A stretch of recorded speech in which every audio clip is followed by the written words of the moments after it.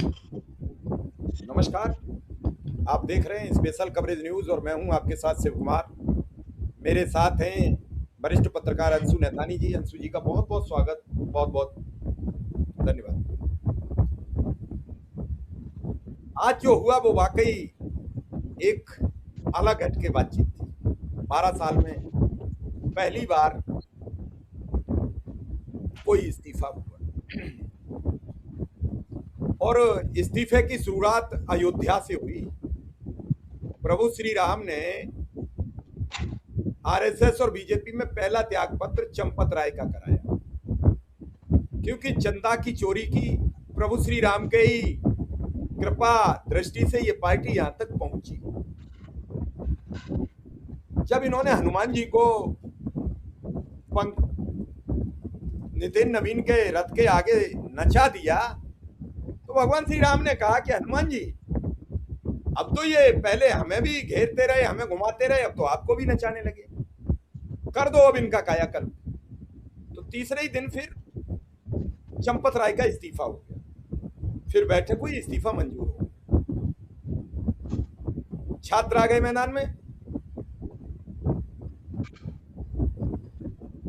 धर्मेंद्र प्रधान का इस्तीफा हो गया। धर्म बचाने वाले लोग धर्मेंद्र प्रधान को नहीं बचा पाए। और अब उस राजनाथ के बयान का क्या होगा? वो आज सोशल मीडिया पर अंशु जी इतनी तेजी से वायरल है, इस्तीफे तो हमारी किताब में ही नहीं लिखे हैं। और छात्र हट नहीं रहे। छात्र कह रहे हैं अभी तो हमारी दो मांगे, 1-1 करोड़ रुपया मुआवजा, और जो हम पर मुकदमे लिखे गए हैं वो सब वापसी नहीं होगी, और वो लिखित में। तो प्रधानमंत्री ने तत्काल गृह मंत्री को बुलाया है, बैठक हो रही है। लेकिन इस दौरान एक बड़ी खबर निकल के आई है। फडणवीस को, जो महाराष्ट्र के मुख्यमंत्री हैं, उन्हें दिल्ली बुलाया गया। मैं आपसे समझने का प्रयास कर रहा हूं कि इस सब के पीछे क्या मंशा है। क्या ऐसा तो नहीं है कि आज के इस्तीफे के बाद नीतीश नायडू ये सोचने पर मजबूर हो जाएं भैया अब सब कुछ ठीक नहीं है, उधर एकनाथ शिंदे ये सोचने पर मजबूर हो जाएं कि सब कुछ ठीक नहीं है।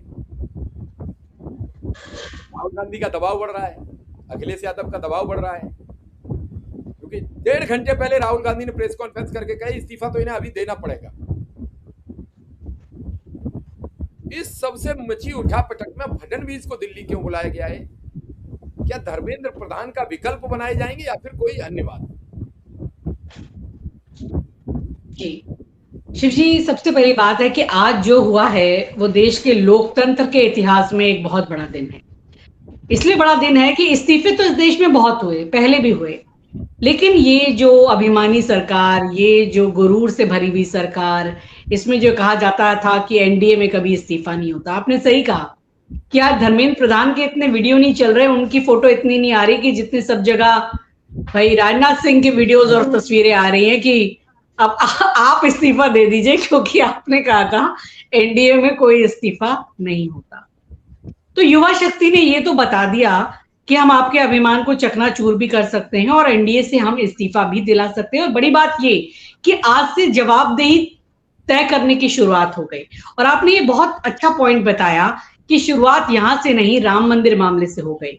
जिन वोटर्स ने इनको गद्दी में बिठाया, जिन हिंदू वोटर्स ने इनको वहां तक पहुंचाया, जिस राम मंदिर के नाम पर इनकी पूरी राजनीति की बिसात बिछी थी, उस राम मंदिर से ही न्याय होना सबसे पहले शुरू हुआ। चाहे झूठ ही सही, दिखावे के लिए सही, इस्तीफे वहां से आना शुरू हुए और अब इस्तीफे अब यहां से भी आ रहे हैं। और एक इस्तीफा आया है तो आप समझिए कि अब जनता को जवाबदेही मांगना आ गया है। इन बच्चों ने पूरे देश को बहुत कुछ सिखा दिया है कि अड़ जाओ जिद पे, अगर मर मिटने पे आ जाओ, डरना बंद कर दो, तो इस सरकार को झुकना पड़ेगा। जब बात धर्मेंद्र प्रधान से बढ़कर नरेंद्र मोदी पर आ गई, उनके इस्तीफे की बातें होने लगी, छात्रों ने तो धर्मेंद्र प्रधान को छोड़ ही दिया था भाई। वो तो नरेंद्र मोदी के मीम बनाने लगे, उनके ऊपर सारे प्ले कार्ड्स बनाने लगे, उनसे जवाबदेही मांगी जाने लगी, उनसे कहा जाने लगा आप क्यों मुंह में दही जमाकर बैठे हैं, आप मेलोडी खाकर कहाँ जा रहे हैं, ऐसे ऐसे मीम की बाढ़ आने लगी और उनसे ही जवाब पूछने लगे। तो बस लगा सरकार को भी और लगा उनके संगठन आरएसएस सबको कि यहाँ तो भाई बात अब धर्मेंद्र प्रधान से पहुंच गई है नरेंद्र मोदी तक। यानी धर्मेंद्र को बचाने के चक्कर में नरेंद्र का इस्तीफा न करवाना पड़े, ये देश के युवा ऐसा ना कहीं कर दे। तो जब ये देख लिया कि 2 बजे तक अल्टीमेटम दिया था छात्रों ने, बच्चों ने कि नहीं आज कुछ करते हैं, तो फिर आह्वान था कि पूरे देश भर के युवाओं से कि भाई पहुंच जाओ यहाँ। और ये युवा तो ऐसे हैं जेंजी वाले, किसी के रोकने से रुकते नहीं है। तुम मेट्रो बंद कर दो, तुम खाना बंद करवा दो, तुम लाठियां पड़वा दो, तुम गोलियां चलवा दो। बिहार में देखा है कि क्या हाल हुआ है, वहां रेन डांस बना करके नाच रहे थे छात्र। वहां पर उन्होंने बीजेपी के विधायकों का ऐसा हाल किया कि अस्पताल में वो भर्ती हो गए, मुंह छुपा के भाग रहे हैं, पिछले दरवाजे से निकल रहे हैं। जहां बीजेपी का झंडा दिख रहा है वहीं पिटाई शुरू, यानी बीजेपी का झंडा लेकर निकलना डर बन गया लोगों ने। तो ये दहशत कर दी थी। और इनको जब लगा ये जरूर अमित शाह की इंटेलिजेंस की सूचना आई होगी कि आज कुछ नहीं होता है, तो कल तक तो पूरे देश में ये बहुत बड़ा आंदोलन बन जाएगा, जैसा बंगाल में हो रहा था, बिहार में हो रहा था, सब जगह हो रहा था। और फिर ये रोके नहीं रुकेगा, पुलिस इसके आगे फेल हो जाएगी, कोई सेना कुछ नहीं चलेगी। तब इनको लगा कि इसको कर देना चाहिए। कोई इनकी सद्बुद्धि नहीं जागी थी। ये कल तक भी कह रहे थे कि धर्मेंद्र प्रधान का इस्तीफा नहीं होगा, सरकार उनके साथ खड़ी है, हम तो ये बिल ले आएंगे, हम तो कानून बना देंगे, हम तो भाई 10 साल का उनके ऊपर जो ऐसे करेगा पेपर लीक उसके ऊपर सजा कर देंगे, 2 करोड़ के हम जुर्माना लगा देंगे। ये तो यही बातें कर रहे थे। लेकिन डर था जो प्रधानमंत्री को भी गोदी मीडिया के चैनल से नहीं वो संदेश दे रहे थे, उनको इन जेंजी से बात करने के लिए रातों रात के 12 बजे रील बनानी पड़ी। और उस रील की भी मीम बन गई। बच्चों ने कहा अभी आपको रील नहीं बनानी आती है, आपने कैमरा ही गलत पकड़ लिया, सामने ले आए फेस, आप इतना रुक के बोल रहे हैं, इतने पे तो जेंजी भाग जाएगा। तो याद दिला दिया उन्होंने आपकी उम्र 76 साल है। और राहुल गांधी ने जो आज एक बड़ी बात कही, अंशु जी, उनकी रील में ये बात साफ दिख रही थी, आए थे हरे भजन को और ओटन लगे कपास। हरि का भजन करने आए, लेकिन वहां बैठे लोगों ने कहा ये कपास ओटो। कपास जब पेड़ से तोड़ी जाती है तो उसे ओटना कहते हैं, कई निकालना कहते हैं। वो तोड़ी जाती है, वो एक फूल जैसा होता है कपास का, उसमें रुई जाती है, फिर उसे निकाला जाता है। तो ये कपास ओटने पर लगा दिए बेचारे, रील कभी बनाई नहीं। बिल्कुल। आप जो ये बात कह रहे थे कि क्या अब जो ये फडणवीस को यहाँ बुलाया गया है, क्या इसके पीछे की बात हो सकती है? बातें कई तरीके की हो सकती है, क्योंकि जनता अब जवाबदेही मांगने पे आई है तो कई बातों पे मांगेगी। और हो सकता है कि अगर इन्हें इस बहाने, अगर गडकरी जी इनको तो ऐसे भी बहुत पसंद नहीं आते हैं, अगर इस बहाने इनको उन्हें हटाना होगा और उनकी जगह फडणवीस को लाना होगा, तो हो सकता है कि ये बातें भी हो सकती हैं। फडणवीस जो वहां की, भाई महाराष्ट्र में एक बहुत बड़े शत्रप बन रहे हैं और कहा जा रहा है कि भाई वही अपना नाम चला रहे हैं कि आगे हम आने वाले दिनों में हम भी प्रधानमंत्री हो सकते हैं, उनको भी कट शॉर्ट करना हो। भाई कैसे शिवराज चौहान को किया गया था, 3 बार जब वो चुनाव जीत गए और नरेंद्र मोदी से उनका बड़ा कद होने लगा तो कट शॉर्ट उनको किया गया। बाबा को नहीं कर पा रहे हैं, बहुत कोशिश कर ली यहाँ पर योगी बाबा को करने की, वो भी उन्हें थ्रेट लगता है। एक एंगल ये हो सकता है। दूसरा एंगल, जो इनकी आदत है खबरें छोटी करके बताओ, हेडलाइन मैनेजमेंट करो। अभी भाई धर्मेंद्र प्रधान का इस्तीफा को इतनी माइलेज ना मिले, इतनी फुटेज ना मिले, इतना मीडिया में इसका डंका ना बज जाए कि हमारी देश विदेश तक बेइज्जती ना हो जाए, तो कोई और मुद्दा मीडिया को पकड़ा देते हैं, वो हेडलाइन नीचे आ जाएगी तीसरे नंबर पर, पहले नंबर पर फडणवीस की चली जाएगी। चली गई ना फडणवीस की पहले नंबर पे, हम भी उस पर चर्चा कर रहे हैं। लेकिन ये बहुत सारी बातें हो सकती हैं। अब ये इसमें करना क्या चाहते हैं ये तो यही जानते हैं। आप बता रहे कि मीटिंग चल रही है, मोदी शाह मिले, रातों रात भर जगे रहे नरेंद्र मोदी जी और अमित शाह, क्या क्या बातें चली। अब अंदर खाने जो भी इनके, मैं आपकी बात का प्रूफ दे रहा हूँ, जगना नहीं पड़ेगा। 12 बजे रील डालनी है, रील से पहले कंटेंट तैयार करना पड़ेगा, कंटेंट को टेलीप्रॉम्प्टर पर ले जाना पड़ेगा, टेलीप्रॉम्प्टर से पढ़ना पड़ेगा, फिर रील डालोगे, फिर उसके बाद जब हम कोई भी वीडियो करते हैं, हम और आप नहीं करते हैं, हो सकता है आप बहुत जगह जाती हैं तो न ध्यान देती हूँ, मैं तो अपने प्लेटफॉर्म पे करता हूँ, फिर मैं देखता रहता हूँ बार बार कितने व्यूज आए, कितना देखा लोगों ने, कितना देखा लोगों ने। अच्छा, उस दिन वाला देख लिया 350 से ज्यादा मिलियन ने, कल वाला देखा 90-100 मिलियन ने, तो झटका लगा होगा, एकदम बंद था। उन्हें ये नहीं मालूम कि उस दिन का वीडियो देखने वालों में आप और हम सब थे, और एक एक जी वो वीडियो 10-10 बार हम लोग देख रहे थे। कहाँ पे बोला है छात्रों पर लाठीचार्ज के बारे में? क्या छात्रों की लाठी मारे जाने पर कोई बोला है? ये मुसद्दा क्या होता है? पूरे वीडियो मुसद्दा कितनी बार कहा गया है? मतलब एक एक शब्द को 20-20 बार एक एक आदमी ने सुना।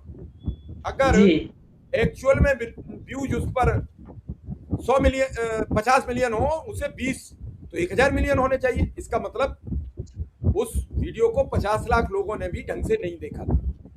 मैं तो 5 गुना मल्टीपल कर रहा हूं। वो उम्मीद है कि लगभग 20 मिलियन लोगों ने ईमानदारी में देखा, और उसको 20 गुना कर दो, उतने लोगों ने, किसी ने 50 बार भी देखा, किसी ने 30 बार भी देखा, कोई बार बार लगा रहा है।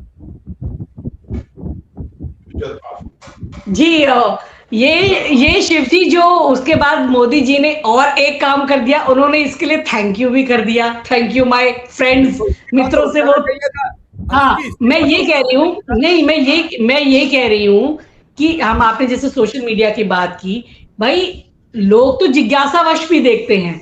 आपके इसमें इतने व्यूज आने का मतलब ये नहीं था कि देश की जनता का रातों रात प्यार आपके ऊपर उमड़ आया। वो लोग ये देखना चाहते थे कि आपने धर्मेंद्र प्रधान के इस्तीफे की बात की कि नहीं की, छात्रों को जो मारा पीटा गया है, जो वो हता, जो वो उनके साथ हुआ है, उसके बारे में आप क्या कह रहे हैं? क्या कोई सॉलिड बात आप कर रहे हैं? कोई ठोस बात आप कर रहे हैं? तो सब तरह के लोगों ने उसको देखा। तो उसका मतलब ये नहीं था कि आपके ऊपर कोई प्रेम उमड़ रहा था। लोग जानना चाहते थे कि भाई पहली बार रात में खुद वीडियो बनाकर पोस्ट कर रहे हैं प्रधानमंत्री जी, आखिर ऐसी बात क्या है? ये जिज्ञासा हुई, और वो भी मित्रों में ही, माय फ्रेंड्स हो गया। तो ये खैर इस बात को हटाइए, बात जो है असल मुद्दे की वो यही जो आप कह रहे हैं। फिर वही बात है कि फडणवीस को बुलाने का आखिर क्या क्या है मकसद? जी इसमें अंशु जी 3 बातें सामने आ रही हैं। पहली बात तो सामने ये आ रही है कि जैसे आज इस्तीफा होना था, ये बीजेपी के पास पहले प्री प्लान था।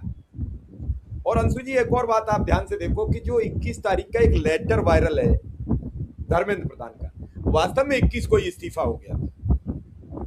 वो कहीं न कहीं से आया था, नहीं तो उस लेटर पर अब तक बीजेपी एफआईआर दर्ज करा चुकी होती, खुद धर्मेंद्र प्रधान करा चुके होते। भाई किसी का लेटर फर्जी करोगे तो कराएगा नहीं। आज भी तो पीयूष गोयल ने एफआईआर कराई है कि मेरा मॉफ्ट कर दिया वीडियो, मेरी एआई से बना दिया, कराइए कि नहीं कराइए? तो क्या धर्मेंद्र प्रधान मान जाते?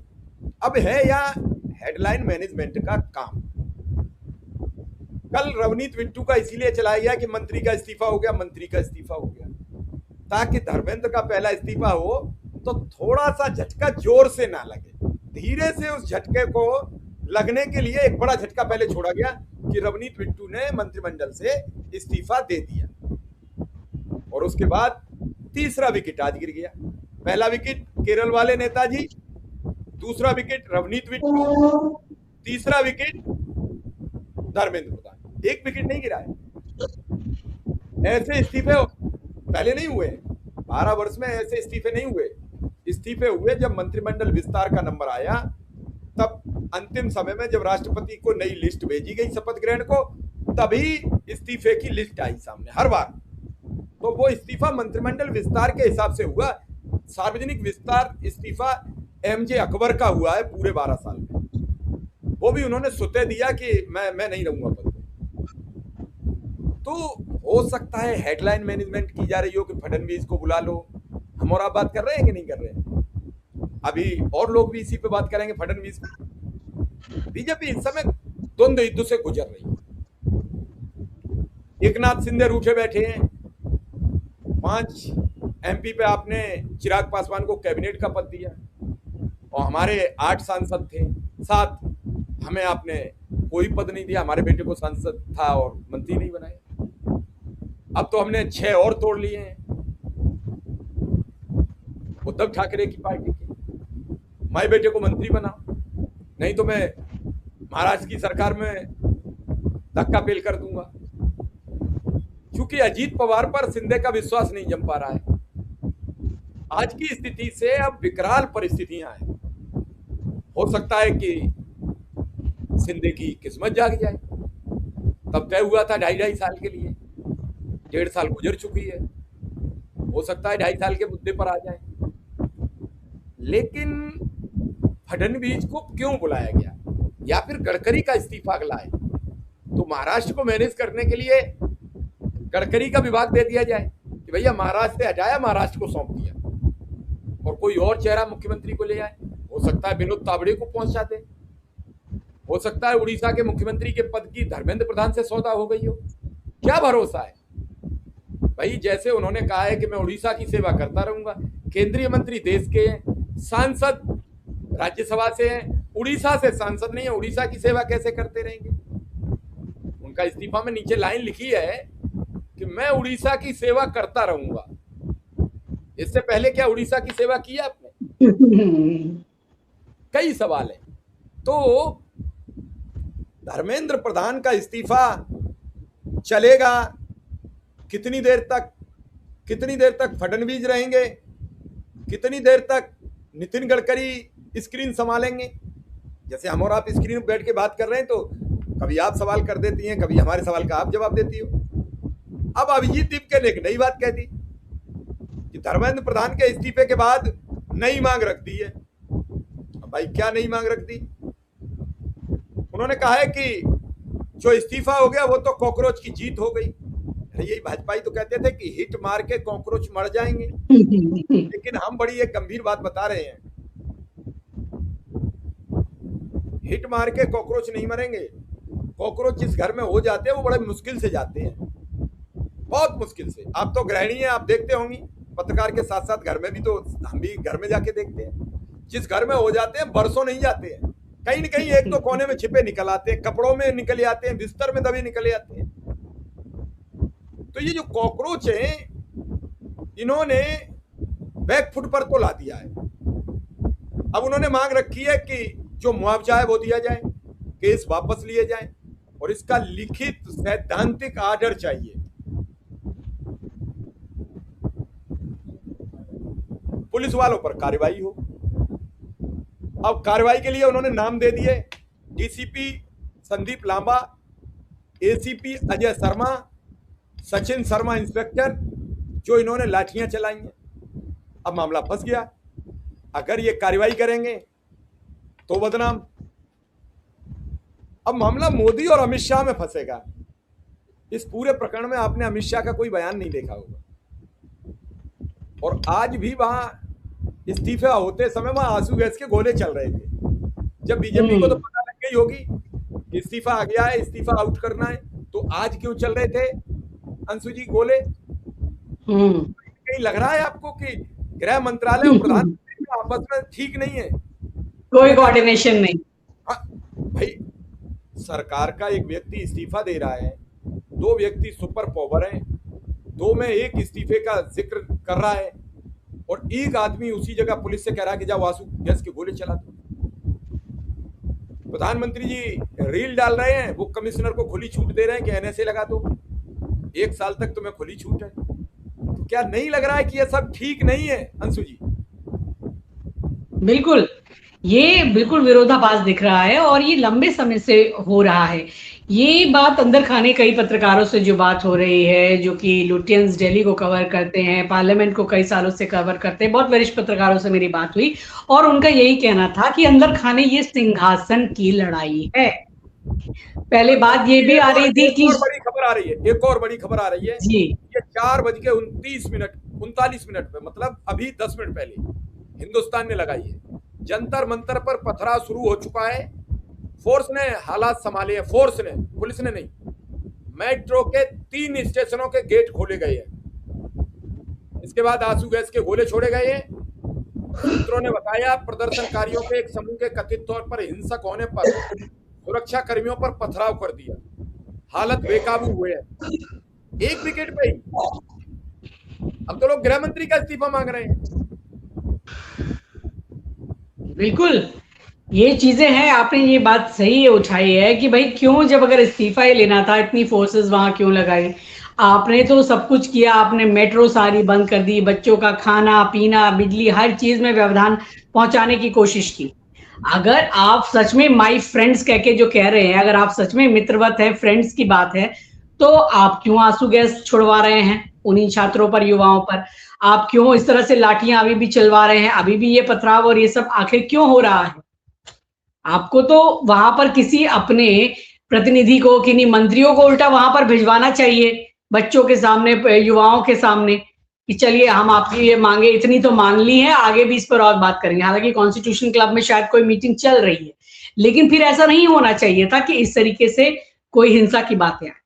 लेकिन देखिए, बात ये बिल्कुल सही है कि अंदर की कोई सिंहासन की लड़ाई है, और जिस तरीके से अभी भी उत्तराधिकार की बात को क्लियर नहीं किया कि भाई ऐसे तो 75 वर्ष के बाद इन्होंने अपने सभी पुराने नेताओं को भेज दिया था, कौन सा मंडल होता है वो, उसमें जो मार्गदर्शक मंडल में, तो फिर मोदी जी को भी जाना चाहिए था। अभी अमित शाह जी तो बहुत यंग हैं, लेकिन कहीं नाम उनका चर्चा में नहीं आता है।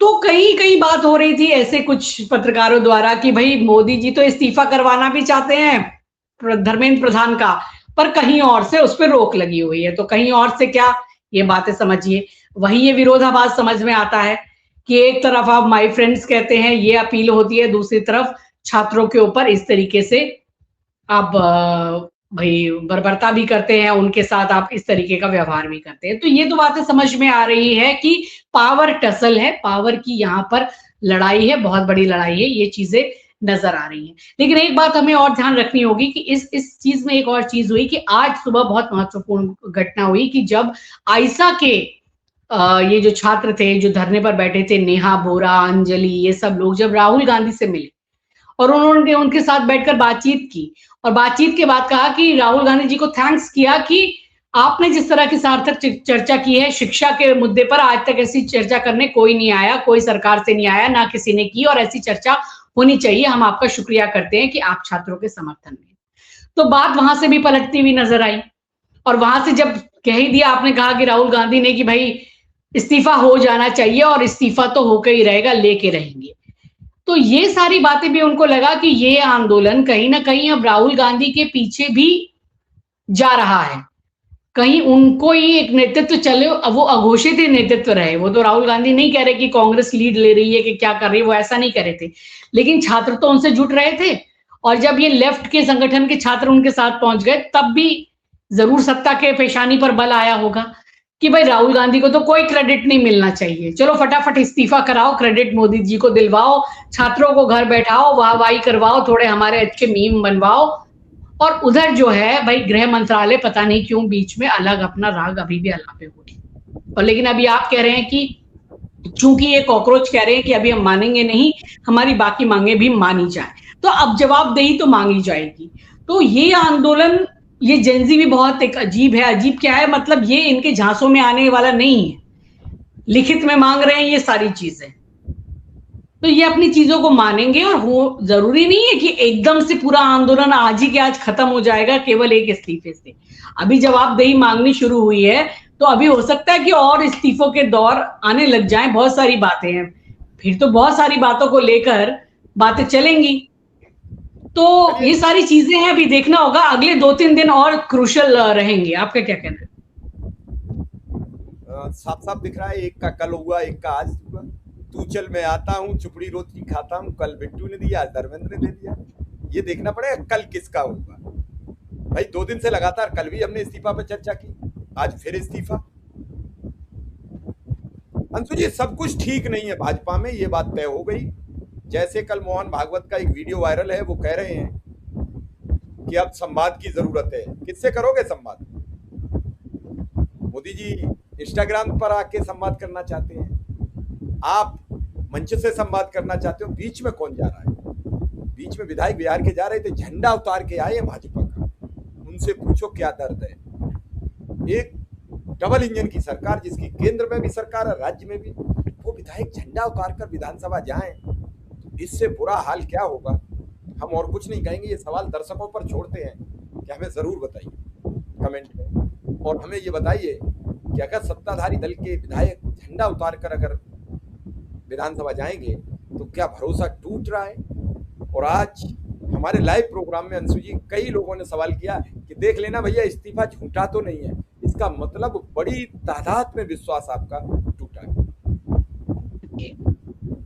तो इस बिल्कुल प्रोग्राम बात यहाँ जी जी बात पूरी जी, करिए बिल्कुल प्रोग्राम। बात यहाँ विश्वास के संकट की भी है कि इतनी आसानी से इस अहंकारी सरकार का कोई विश्वास नहीं कर पा रहा है और कोई ना कोई उनको इसमें भी किसी तरह का कोई भ्रम फैलाने की बात या जैसे अफवाहें फैलाती हैं वैसे लगता है, लेकिन ये अब कर नहीं पाएंगे क्योंकि इनको पता है कि ये जेनजी जो है वो सब कुछ लिखित में लेती है और उनको बिल्कुल सामने प्रूफ चाहिए और वो इससे मानेंगे नहीं। तो इस्तीफा तो मुझे लगता है ये होगा ही और हो ही, मतलब अगर कागज में अगर स्वीकार नहीं किया तो स्वीकार भी हो ही जाएगा। तो आगे आने वाले 2-4 दिन काफी क्रूशियल रहेंगे। ये आंदोलन किस दिशा में मुड़ता है, क्या ये अभी और आगे जारी रहता है या केवल इसके बाद खत्म हो जाता है? क्या अभिजीत दीपके से इस आंदोलन में जीत के बाद उनके सर पर कोई सेहरा बनता है या वो भी एक नई आप पार्टी होने की दिशा में कदम बढ़ाते हैं? क्या लेफ्ट पार्टीज इसको लेकर और आंदोलन को आगे बढ़ती है? कांग्रेस, राहुल गांधी का क्या रुख रहता है? ये तमाम चीजों पर हमारी नजर बनी रहेगी। आपको ये हमारी चर्चा कैसी लगी कमेंट करके जरूर बताइएगा और आपका सपोर्ट हम लोगों के लिए बहुत जरूरी है। अगर आप चाहते हैं हम अपनी ये निर्भीक पत्रकारिता जारी रखें तो आप हमारी मदद इसी तरह से कर सकते हैं कि आप इस चैनल को सब्सक्राइब कीजिए, इस वीडियो को शेयर कीजिए, इस पर कमेंट कीजिए और अपने दोस्तों के साथ इसको बांटिए ताकि हम इस तरह की खबरें आपके पास लेकर आते रहें। आपका बहुत बहुत शुक्रिया। धन्यवाद।